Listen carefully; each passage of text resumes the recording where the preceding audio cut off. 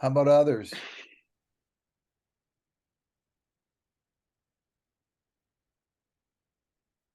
I can see it both in political and terms, as in saying the exact opposite of what you plan to do until you plan to do it. But even more than that would be the kind of upper upper class kind of social order in which you are kind to everybody and you try to be very, very subtle with your insults. Because from the time she comes in, even though when she just comes in, she talks about um in that first scene, she doesn't there's nothing really except that she has a coffin and a panther with her. There's nothing really ominous about that. And then the end of Act One kind of lays everything out for Act two and three. Did any other group talk about that? Were you in with Aiden, Val? Would your group come up with Aiden? Go stare at him ominously. We talked about a lot of things. No, You didn't? no, sorry. We talked about a lot of things. Um, we talked a bit about lighting, about what Well, we think the set let's should just be. stick with the overview of the kind of ambiance of the show, the motif or metaphors. Yeah, so at least for me, I had the idea of kind of the opposite of having everything in very much broad daylight and open, just to show that like the contrast of how the townspeople are acting versus uh basically they're not trying to hide anything they're doing. That's kind of what makes it kind of scary, right? Kind of adds to the paranoia of ill as well, that everything's out in the daylight and he still has to hide. I don't know, something like that. Okay, so you're thinking it's going from dark to light in theatrical in lighting metaphor. A little, yeah. That's interesting. I hadn't thought of that, and that's very interesting. I like the way you're saying that. And it also starts to brighten as the town's future brightens. Marcos, what did your group say? What did your group? I know Isaac was asking about that when he got in there. We were discussing how this play didn't really. I mean, let's see. I forget who. Sorry. Liam and I were talking about how this play was how it didn't connect with us like all the others because it was basically just a revenge story, and Maids was kind of like that as well.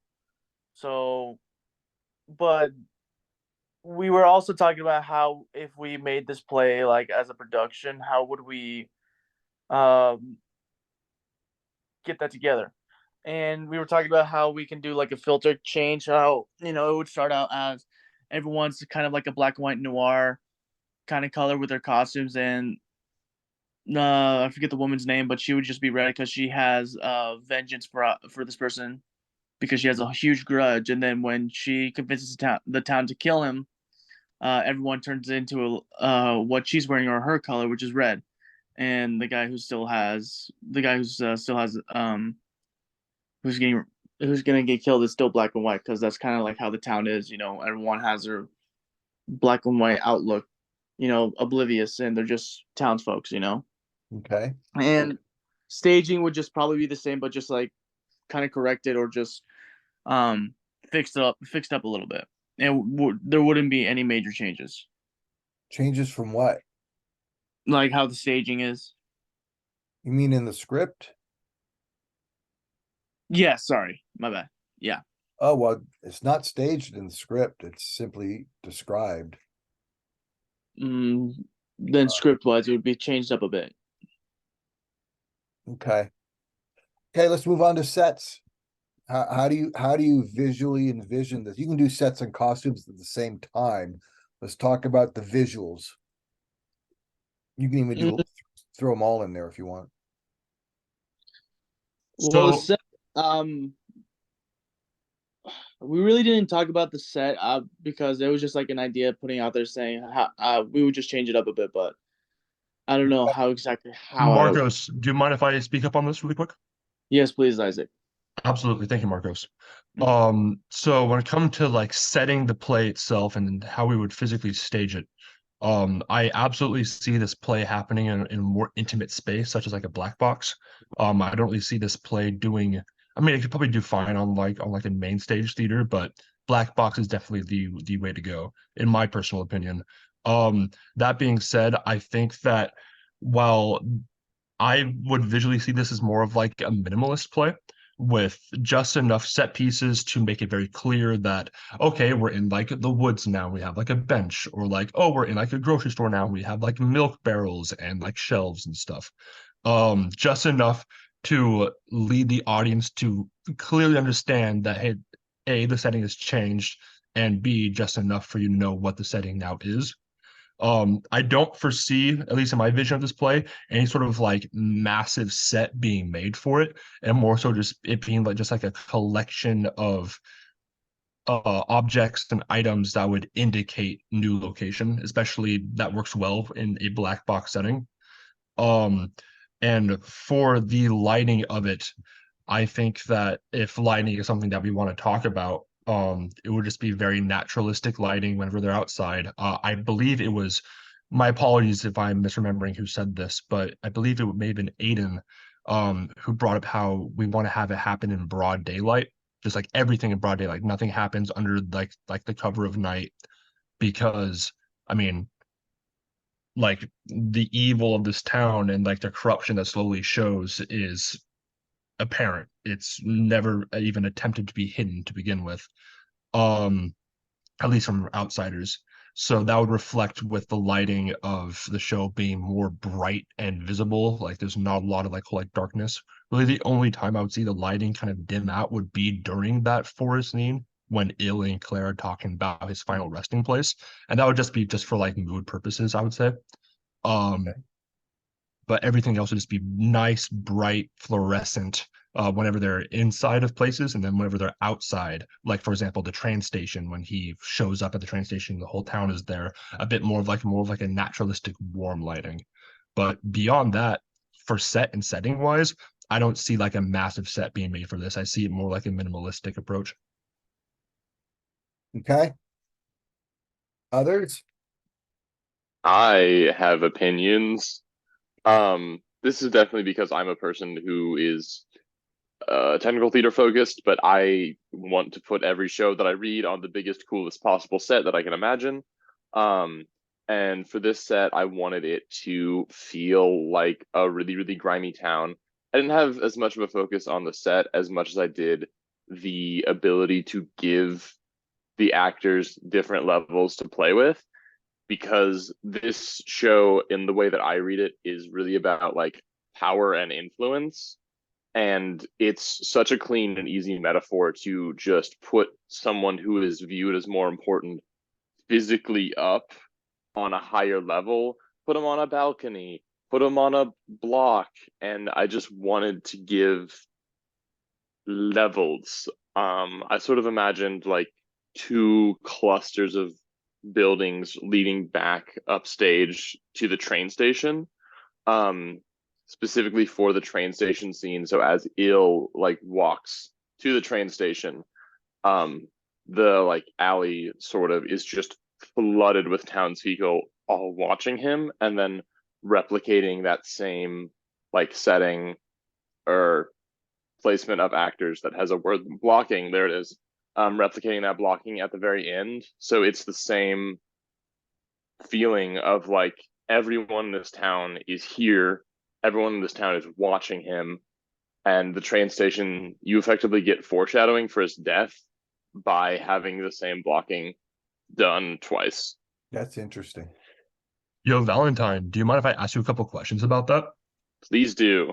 Absolutely. So while we may disagree on like our core concept of the staging, me being minimalist and you going like grand, I gotta say I could totally see this going grand and it'd be awesome. My question for you would be, So when we have scenes that take place not in the town, like for example, that forest scene when they're sitting down on that bench, and then for scenes that take place inside of buildings like the grocery store, and then oh gosh, I'm sorry, I forget where like the final scene takes place. I think it's like a courthouse of some kind. The barn.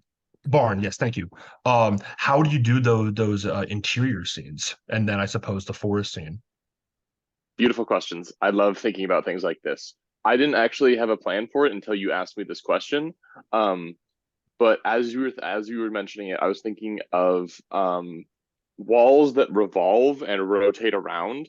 And Oh so shit, you okay. could effectively take walls of this alley that I've created and just turn them around and turn them into different parts of the town. And Interesting. also like using like really sharp lighting edges to create rooms, or gobos and sound design to create the feeling of outside, like bring the bench scene like really really close to the audience if we have a thrust Mhm. stage, like out onto the thrust. For sure. um and like use lighting to make the rest of the town fade into the background and really focus on the action, and use sound design, gobos, light, both shape and color, to give the feeling of outside. But also like when different things need to happen inside the town, you could have like, I imagine the town is very cluttered, and I'm a huge fan of like really heavily dressed sets. Like I walked around on the set for Rent at OSF right now, and it was amazing. I loved it. Hell yeah. And so just a ton of clutter that could be like used and transformed into the various spaces that it needs to become. And also it that plays into the town being so poor that they need to use literal street trash to build the interiors of their houses.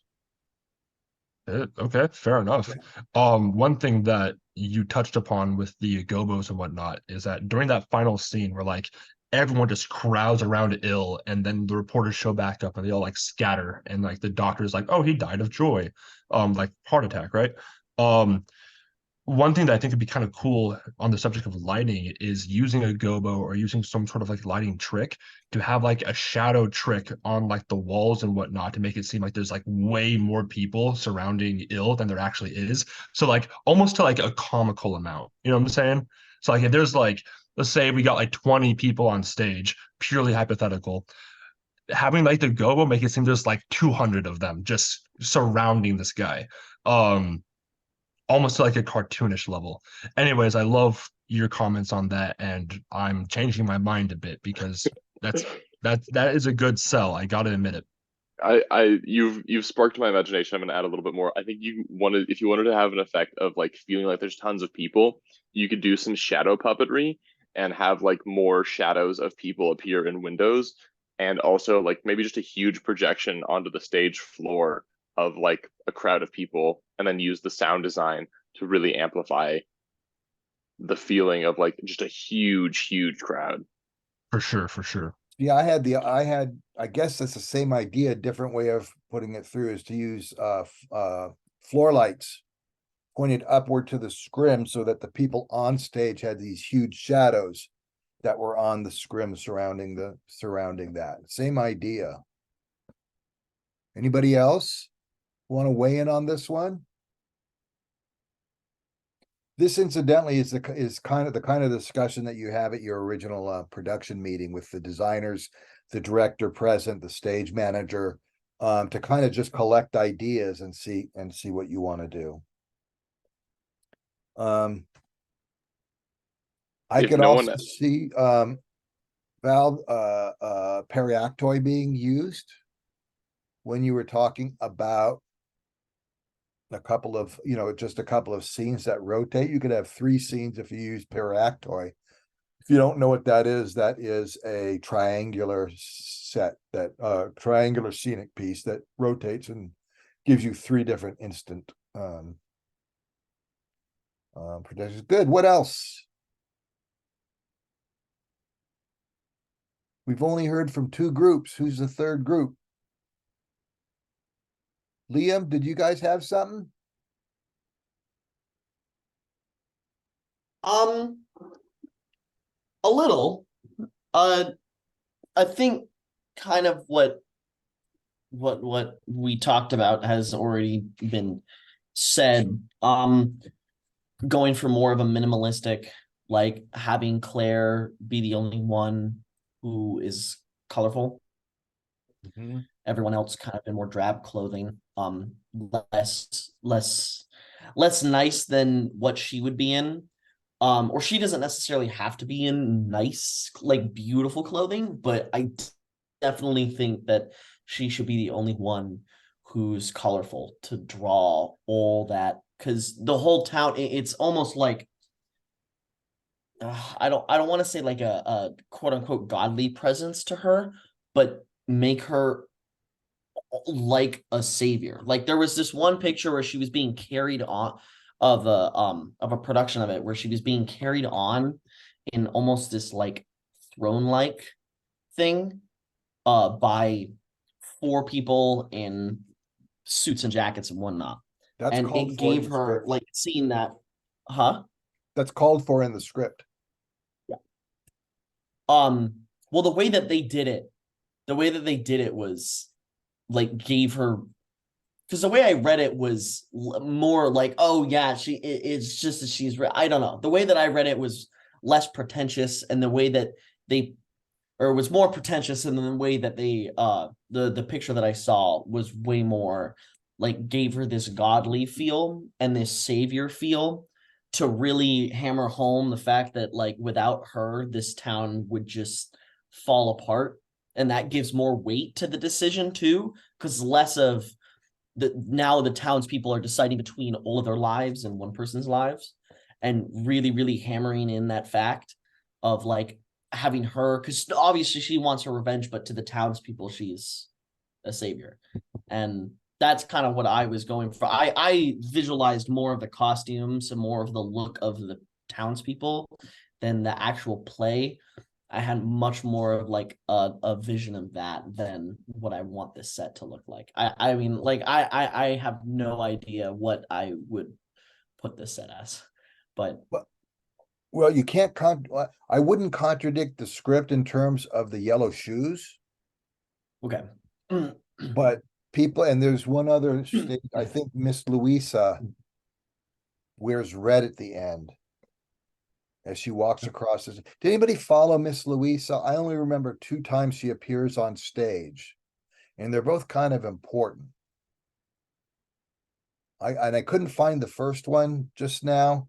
The first time she kind of looks low cut dress. It says she's half undressed. And there's a comment made about her. And in the third act, she crosses the front of the stage. And I don't know if that means topless or just scanty clothes, and because I can't remember the context of the first time she goes through. But if you want to do a minimalist set, you could also have her come across the stage at the beginning of each scene where there's a set change, and just have that on a placard, like in a wrestling match where she comes through. That could be interesting. Yeah. What's interesting to me is that she is definitely inappropriate in her dress in the first act, and she's in this fancy red dress in the second act. In other words, because she now has money, she now has stature. Does anybody remember why the doctor says that Il died of a heart attack? In Act 1, when she's at the train station, she talks to the doctor and she says to him, your next diagnosis should be heart attack. What, Tatum? Oh, I was just commenting on her character, but to myself, I was like, oh no. What does the original title is The Visit by an Old Lady. And in English versions, they cut that part out. I'm not sure why. Maybe to avoid names, but they just did it, The Visit. How do you picture Claire? Not in terms of clothes, but just physically.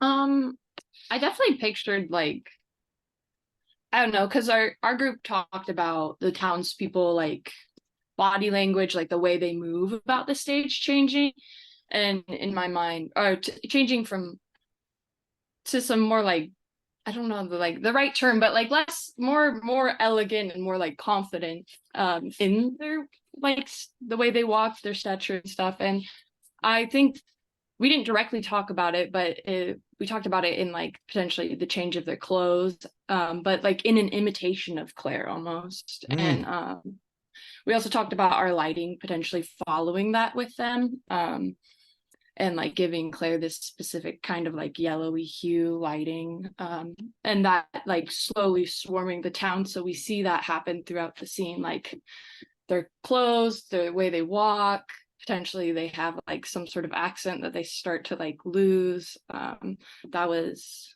not my idea, but I thought it was really interesting. And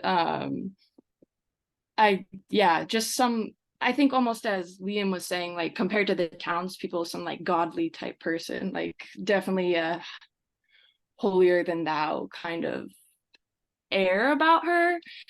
And we also talked about like the ending scene, when they're praying, having Claire's like yellow lighting come up, and I thought that would be kind of cool. This happy lighting for this unsettling feeling, but Yeah, Isaac. Yeah, I think those are some great ideas that you bring up, Tatum. One thing that I like to add that I think kind of aligns with what you're getting at with Claire's like elevated status beyond everyone else in this town.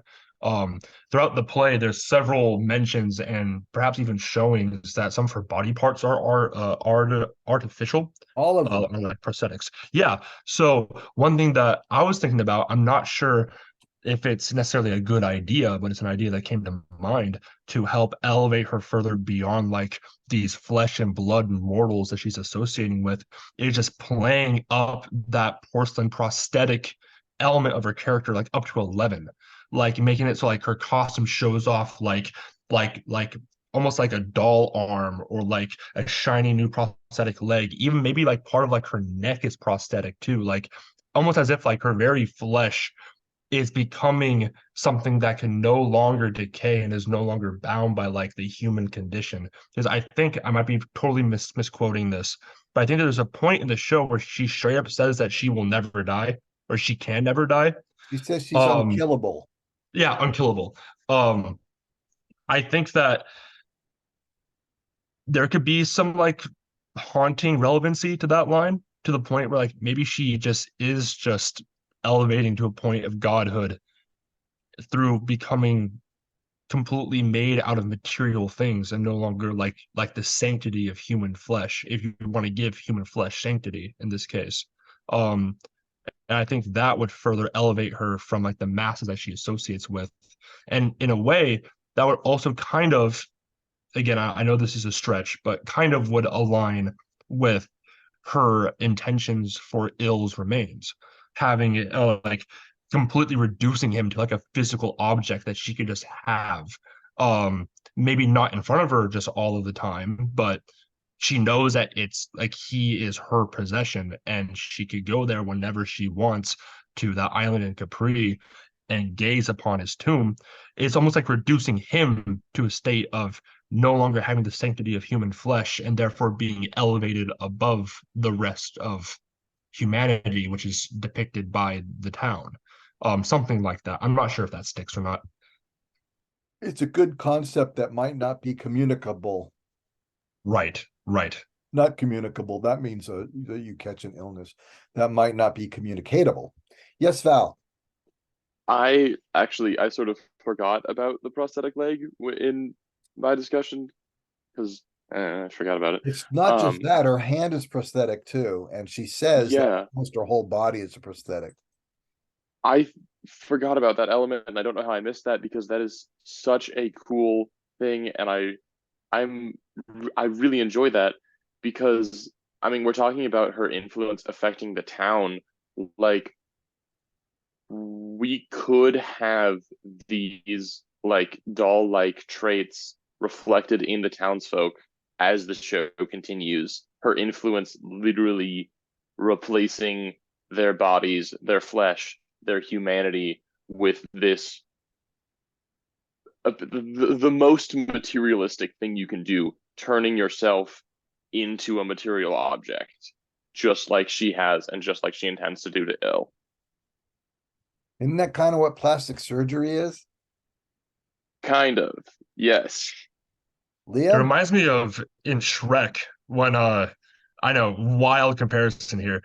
It reminds me in Shrek when they get to the city of Duloc, and they have like that crank operated machine that has like this welcome to like Duloc song. It's like all like those like mannequin dolls singing it. I kind I of can get sing that it for vibe you. from like the final scene when they're all like pretty much praying to Claire and praying to all their possessions and talking about the town. Like going off of like Val's idea, if we go with it that like they are all slowly turning into artificial beings, having them just be straight up marionettes at the last scene could be kind of cool. Liam? Just a simple clarification because I don't did she voluntarily replace her body with prosthetics, or was it because of some other reason? Because if One it was is, she had an automobile accident and she crashed in a plane in Afghanistan. She's just been in lots of accidents. okay. Well, I was wondering because if you do go, well, how do we I don't know. Because if you go that route, I feel like her purposely doing it and maybe lying to people about it would be interesting, because then that, or like, because if it is just that she got in accidents and that she just had to do this, it takes away some of the weight that I feel like her voluntarily doing that to stay younger, to have that symbol, to have that status of, well, now this part of my body will never die. Now part of me will never die. But then based off of her character, I feel like she wouldn't be someone to lie about it. Like, I feel like she would be very upfront if she replaced her body voluntarily. So I don't know. But who brought it up? I think it was Isaac. Yeah. Or a bunch of people, like the idea of her transcending like her flesh and becoming something more, becoming something quote unquote perfect, and like not really like the indifference that she shows to the townspeople of like the choice that she gives them really reminded me of like the fact that she doesn't really view these people as people. Perhaps she views them as pieces on a board, or she views them as dolls that she can play with and manipulate to do what she wants. Because the very end is more of like they are becoming more like her and or less like her, and they're becoming more like these pieces that she can just toy with. And then when she's finally done playing with her dolls, she just picks up the body and leaves. And I really, yeah, I don't know. That's just kind of what I was like. Yeah. You gave me the image of her makeup resembling the guy, the puppet from Saw. Yes. Or coming out with one of those handheld masks. That's the Saw guy, and everybody's like, oh, and then she takes it down, and she's something equally weird. I think she should look perfect, like that weird, like uncanny valley perfect of just, you look at her and it's not quite like, it's again, she's more than what they are. Like you should get that impression from yeah, that would just be creepy. That would just be scary if she rode on a little, instead of her throne, she has a little tricycle that she rides on. I think that would get rid of the entire intimidating fact. If this old woman went in, I mean, I guess I could be absurdist. But yeah, like having her be unnaturally perfect. Of like, you look at someone, there's a difference between beautiful and plastic. I feel like there's a difference between someone looking just like, oh my God, that person is so gorgeous, versus, wow, you look very like, just, I don't know. I'm losing my words. But I think I've already gotten my point across. Well, one gimmick that's in the play that we haven't talked about yet is that the entire second act is a split screen. You have Il in his store doing stuff, and the townspeople coming in, they begin to come in with yellow shoes, and it ends up in the train station. But at the same time, Claire is on her balcony in the Golden Apostle, and so she's above everybody else for that entire scene, doing the things she's doing. I don't think any of it really has to do with Il. It has more to do with her new husband. So there could be a strikingly different look when she enters, and then in the final scene, then in that middle scene where she has absolutely no makeup and might be more monstrous in her private life. So there's lots of ways to go with this. If you want to go with a kind of cartoony type of visual, you could also go the other way with a more realistic look. That might even be scarier because it's not being there's no parody or overstatement. You're not telling us who the characters are through kind of cartoony looks, although I like cartoony looks.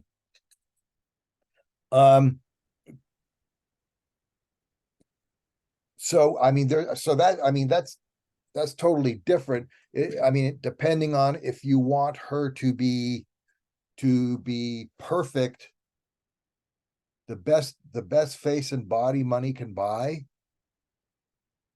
I could also see that when Il pats her on the shoulder in the first wooded scene, there's a metallic sound to it. You know, there's that you kind of suggest this non-human human, this robotic kind of thing. What else? Let's describe Il a little bit then. What does Il look like? Not necessarily the costume again, but just Il himself.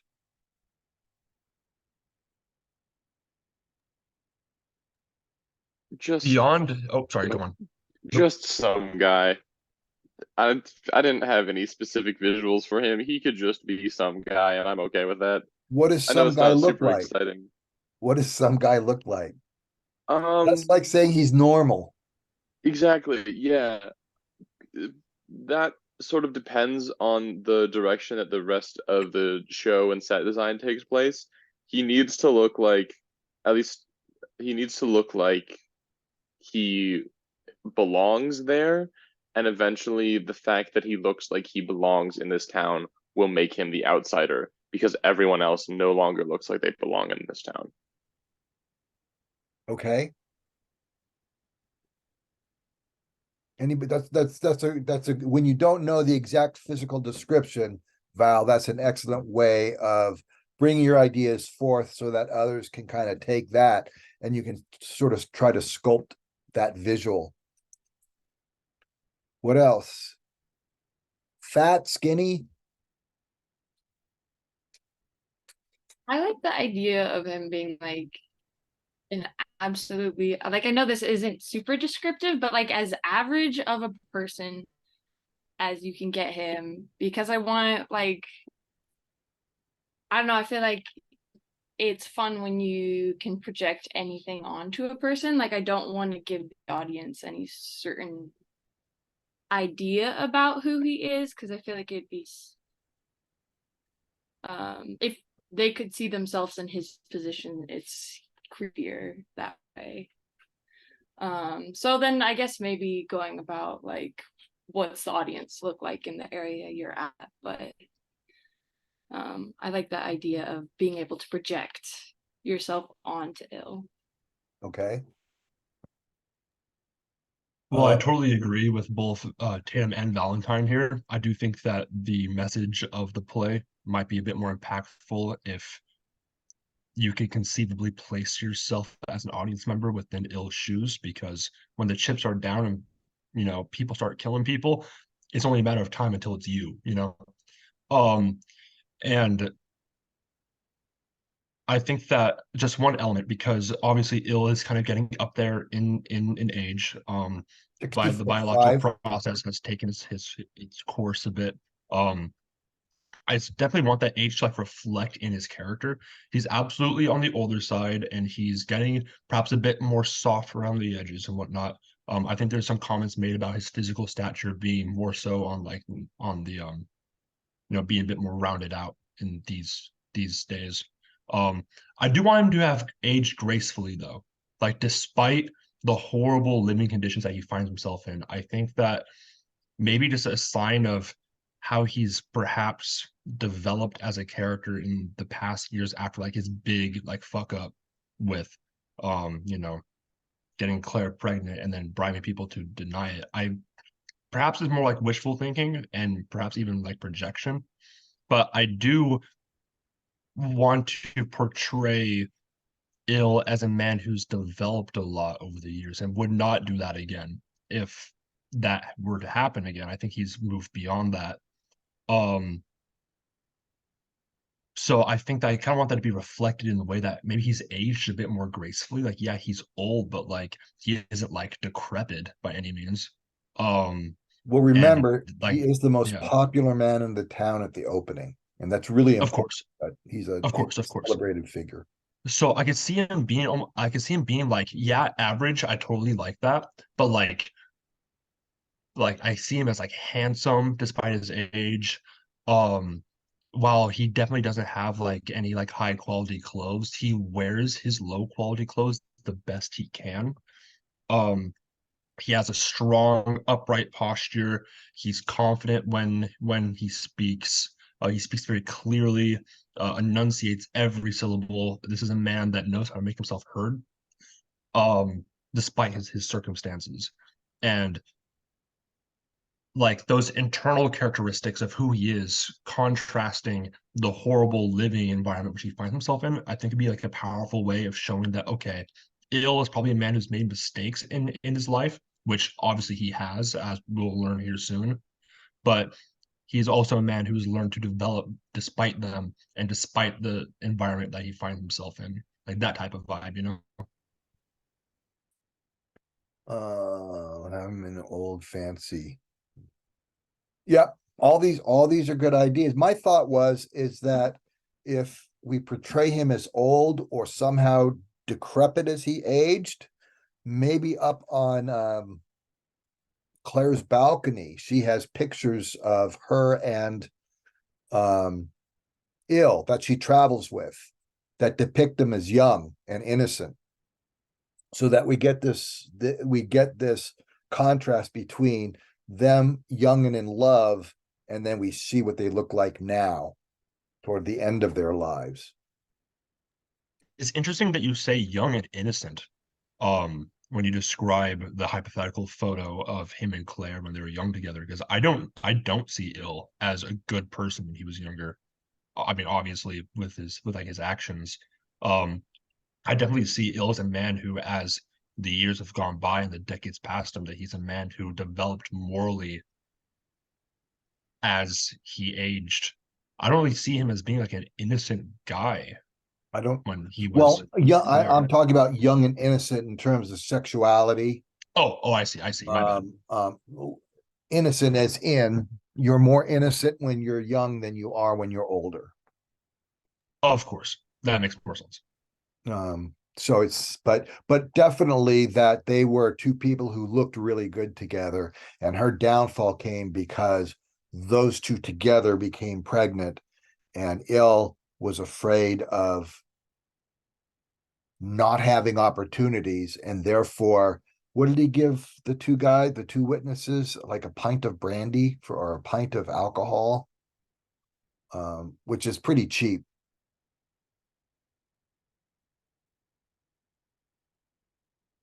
What else?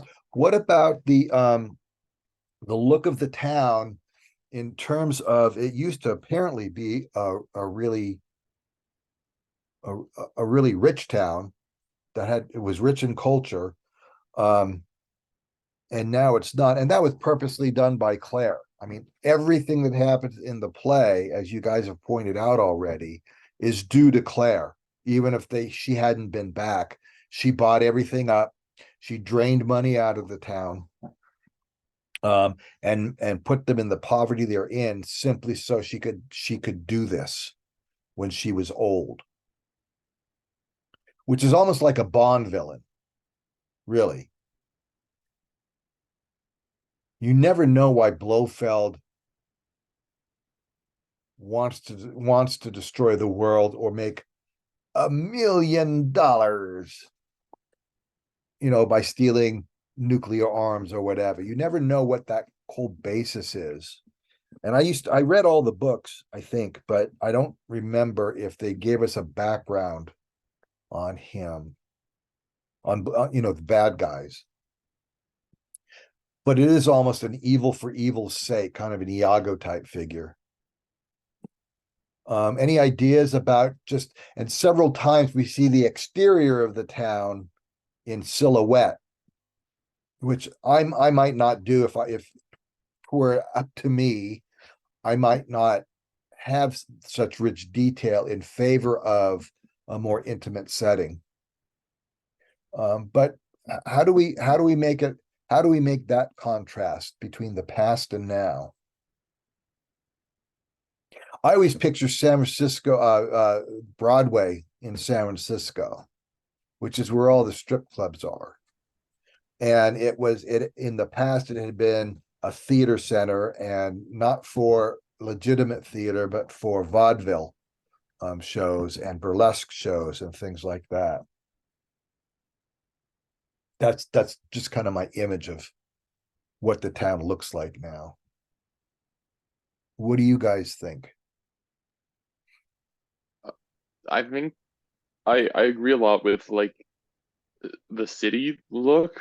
I think at least my visualization this morning is particularly influenced by a movie that I watched last night. But I like the idea of like really big, gaudy, like sort of like Las Vegas kind of vibes, like Las Vegas after like a horrible, horrible economic recession.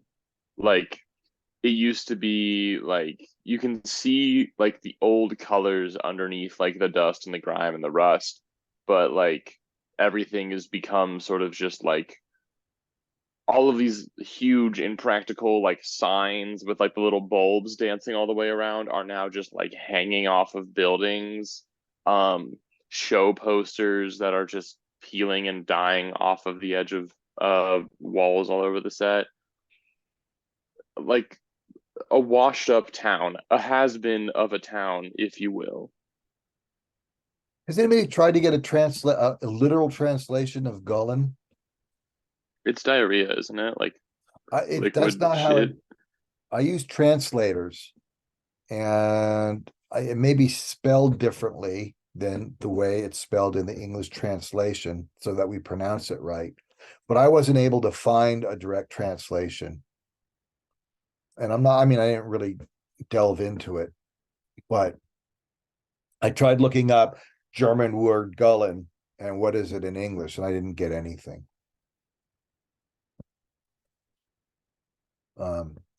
But that metaphor might have to do with the palette you use for everything in Gullen, that there's this brown translucent dirt over everything, so it's literally covered in diarrhea. It's literally a town that's been covered with shit. I have a friend who's a gourmet cook who calls, when I went to Germany, she said, don't go there. Their food is all brown. And I don't know what that means, but it was a great image. Anybody? Yeah, I actually saw the town of Golan as a bit more smaller, I suppose, than say like a Las Vegas or like a Los Angeles. So I come from Montana, and shocking nobody, Montana kind of has like, smaller towns. And when I boarded the train from a small town called Whitefish, which is like the tourist destination of all of Montana. Like if you're going there, you're going to Whitefish. Um, when I boarded that train to move here to Ashland, I was thinking about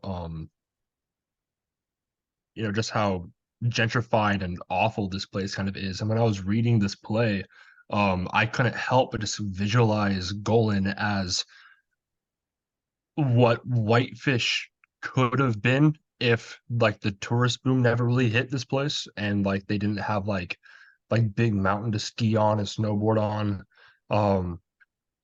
And just how dried up it may have been. And um it's like this, it seemed far more intimate of a place Golan does than say like a bigger city.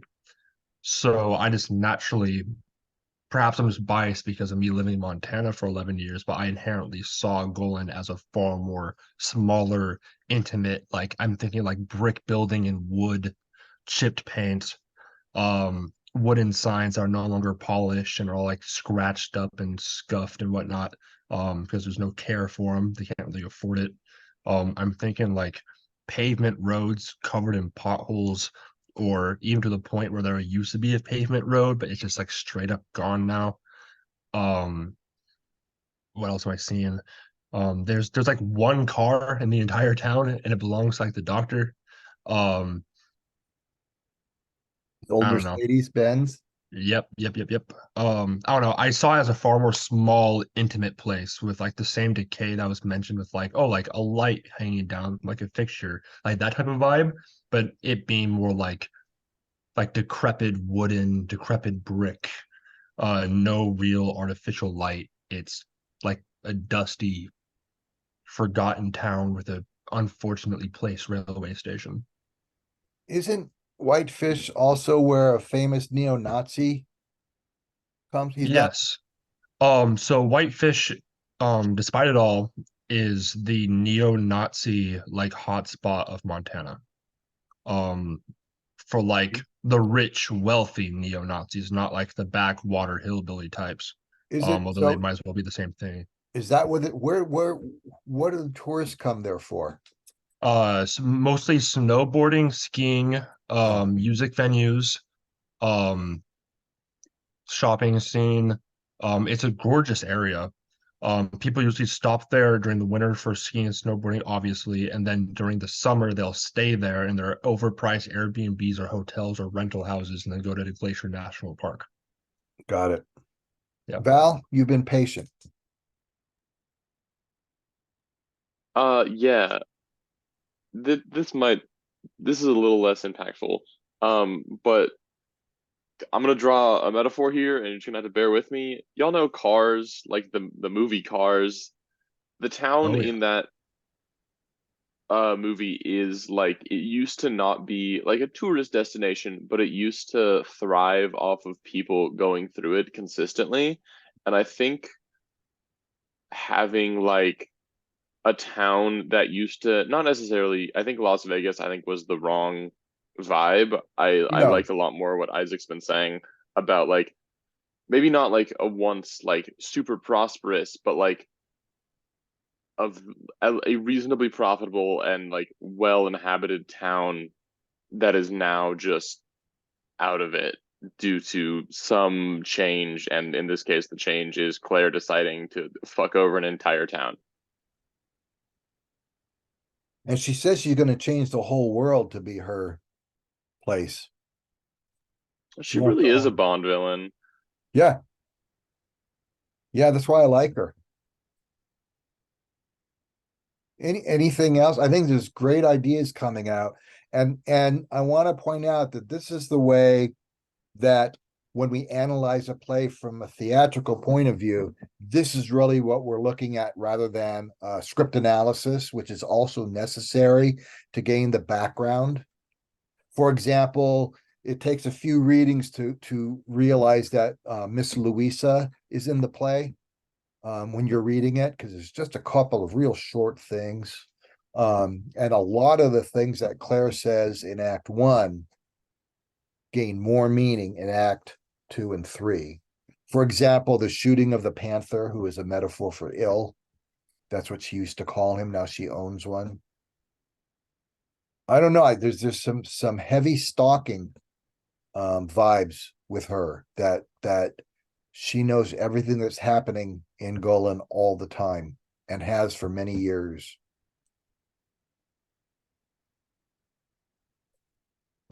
If we had more time, because we don't, I would also ask about talk about what was Ill's life between being in love with Claire and now, and what was Claire's life like between having affairs and now. What's it like to go from a destitute prostitute, that sort of rhymes, to a billionaire overnight? Go ahead, Tatum. Keep that. Mine was about something completely off topic. Go ahead and finish what you're saying. That's all. That would be my next step. I was looking up the word going on like different translation websites, and I got a couple different answers. One was to spread manure. One said manure fields with a vulture. I thought that one was interesting. Manure fields with a vulture? Yeah, that one was on interglot.com, but another one was to spread manure was on verbforum.com, and it's a verb. Golan is a verb in German. That's what all of the sites are saying, but they're giving me different answers for what it means. So it means spreading shit. Yeah. Some way, shape, or form. That's interesting. Did you spell it Guellen? I spelt it I spelt it GU with the what is that called? With the two dots above it. That's a I can't remember what the name of that is. Yeah, I don't remember. GULLEN. I don't know if that's what you said, but Okay. I think I saw it on one of the translators as with one L, but like you said, I don't know how to make those letters on my computer. I've known how to do it really easily on past computers, but I don't know how to do it on this one. So I actually have a list of letters I frequently, European letters I use frequently with different accents, or Spanish. And I just find them and copy and paste them. So I have a copy of that letter and I put it in there and change the font. So it's a process. Okay, next time, thank you for that conversation. I thought you came up with really nice ideas, and fairly diverse, which is great. All of them workable within a different overall concept of the play. The next one is our only American play, called An American Dream, by somebody famous. I don't know why that's up. Edward Albee. Edward Albee is famous for writing a zoo story, which is a one act, in which a man talks to his dog, and is fairly crazy. It's been so long. I used to do it as a audition monologue, and I don't have it anymore. I can't remember what happened, but it's like a 10-page monologue. And he also wrote Who's Afraid of Virginia Woolf, which was a hugely popular play, and then a really popular movie that starred Richard Burton and Elizabeth Taylor while they were married. And it was the first movie to show Elizabeth Taylor's kind of a gross drunk, kind of a slovenly, nasty woman. And she and her husband is an intellectual. He works in a college, and he's not getting promoted. He's not getting tenure. He's kind of just the average guy there who always has to worry about his job, along with two young people that come to visit them after a party. And it's a weird play. The movie was really good too, although more realistic. But The American Dream is about America and our kind of vision of what the world should be like, a parody of that. I kind of have to read that one over because I haven't read it for several years. I think you'll like it. Again, don't be fooled by it sounding like it's realistic, because it's not. Okay. And then I think we only have 2 more plays after that. That may be true. And it may not be. That's without Rosencrantz and Guildenstern are dead. Any problems with your final before we go? Please contact me if you're having troubles. You probably have plenty of absurdist theater under your belt to come up with a good thesis statement.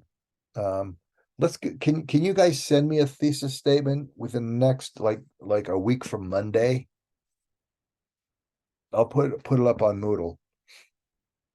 But I'd really like to see what you're looking at. I want to make sure you're not fishing.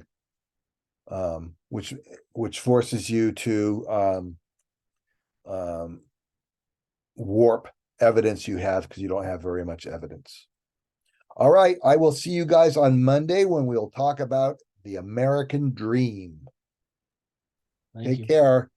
Thank you, Eric. Have a good Bye, week. Thank you, Eric. Eric. Have a good one. You Thank too. you. Take care. All right then.